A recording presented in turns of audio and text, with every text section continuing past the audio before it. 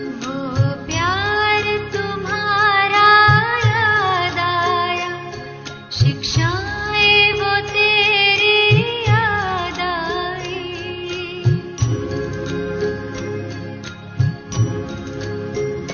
वो प्यार तुम्हारा याद आया, शिक्षाएं वो तेरी याद आई। साकार के दिन जब दृष्टि चंचल हो, क्योंकि उनका बहुत ध्यान रहता था जो प्योरिटी की सब्जेक्ट है इसके अंदर कोई भी इस नियम में जरा भी लूज नहीं होना चाहिए। फैमिलियरिटी का संस्कार नहीं होना चाहिए। किसी से पर्सनल बात करना, छिप करके बात करना। अरे दीदी उसी समय कान खींचती थी, बुला लेती थी, आओ इधर। सुनी सुनाई बातों पर दीदी ने कभी भी ध्यान नहीं दिया। मेरी कोई कंप्लेन करके आए, कहेगी ठीक है। कंप्लेन करने वाले को या तो कहेगी अगर तुम सच्चा है ना तो बैठो इधर, उसको साथ में बिठा लेगी, और जिसकी कंप्लेन वो कर रहा है उसको बुलाएगी, आओ इधर। अब हम दोनों को सामने कर देती थी। मान लो मेरी कंप्लेन किसी ने किया तो वो कंप्लेन करने वाला बैठा हुआ है। अगर झूठी किया होगा तो डरेगा, और अगर सच्ची किया होगा तो फिर दोनों को मिलाएंगी, क्या कहा है, कैसे हुआ है, क्यों हुआ है। और फिर ऐसे मिला के समझा करके, देखो बाबा के घर में सबको एक मत हो करके रहना है, एक दूसरे की कमी कमजोरी नोट नहीं करनी है, बहुत गुणग्राही बन करके रहना है। ऐसी प्यार से शिक्षा दे के कहेगी अच्छा ये टोली उठाओ, तुम इसके मुंह में खिलाओ, तुम इसके मुंह में खिलाओ, और आज से जो कुछ बीत गया उसको भूल जाना, कभी भी किसी के आगे वर्णन नहीं करना और कभी भी दुश्मनी नहीं रखना। इस प्रकार से शिक्षा देने का, सुधारने का एक बहुत सुंदर तरीका था। हमेशा कहती थी अगर कोई को अपने आप को सुधारना है तो अपने को खुद सुधारो, खुद खबरदार करो, खुद के शिक्षक खुद बनो। कोई दूसरा सुधार नहीं सकता। कितनी मुरलियाँ सुन लोगे सुधरोगे नहीं, कितनी भी क्लासेस सुन लोगे नहीं सुधरोगे। लेकिन अपने आप को एकांत में ले जाओ, अपने से पूछो मैं बाबा का क्यों बना हूँ, मुझे बाबा ने अपना क्यों बनाया, अपनी गोदी में क्यों बिठाया, अपने जीवन इतनी श्रेष्ठ कैसे बनाई। तो बाबा के साथ रूह रियान करो, अपने आप से बातें करो, अपनी कमी कमजोरियों को देखो। अगर कोई कमी कमजोरी पर ध्यान खिंचवाता है तो अपने को सिद्ध क्यों करते हो।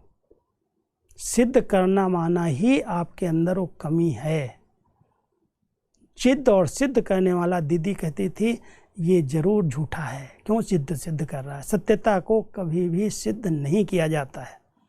तो कोई अगर सिद्ध करता था तो दीदी बुलाती थी इधर आओ, ये जिद्द का संस्कार है, जिद्द नहीं करनी होती है।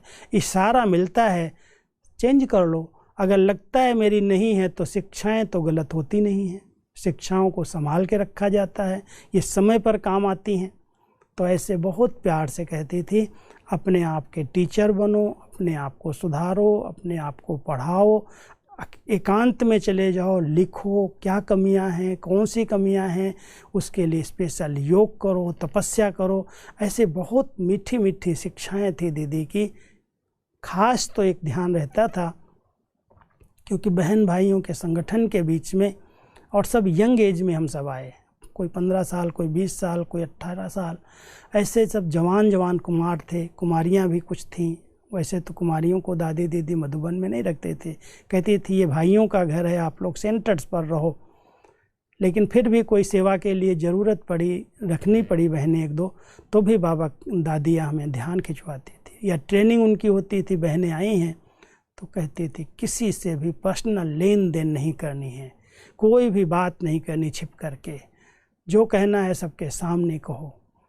कभी भी दृष्टि वृत्ति में इम्प्योरिटी नहीं आनी चाहिए, इस पर बहुत ध्यान। किसी के नाम रूप में फंसना नहीं, ये सबसे बड़ी बीमारी है। ऐसी ऐसी शिक्षाएं आत्मा को प्योर बनाने के लिए, क्रोध मुक्त बनाने के लिए, अनासक्त बनाने के लिए हमें दीदी एकांत में अकेले में बैठ करके शिक्षा देती थी। और अगर कोई सामूहिक शिक्षा देनी होती थी, मान लो कोई ने कुछ गलतियां की या कोई ऐसी बात चर्चा में आई है, तो दादी जी को कहती थी अब इस पर आपको क्लास कराना है। कभी जानकी दादी को कहती थी, जानकी दादी की ही क्लासेज अधिक चलती थी।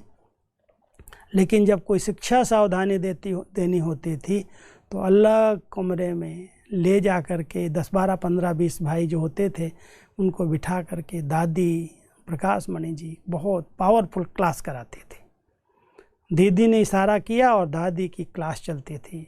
हम लोगों की कोई भी चाहे कंप्लेन किसी भी छोटी मोटी बात की गई तो हमें बहुत अच्छे प्यार से शिक्षाएं मिलती थी, सावधानी मिलती थी।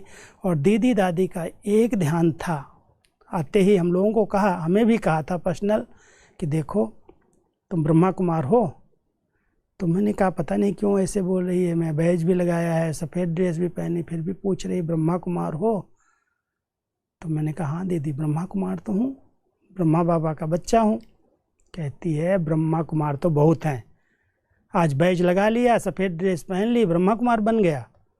अरे ब्रह्मा कुमार तपस्वी कुमार होना चाहिए, एक एक इंद्री को तपाना है, पवित्र बनाना है, शुद्ध बनाना है।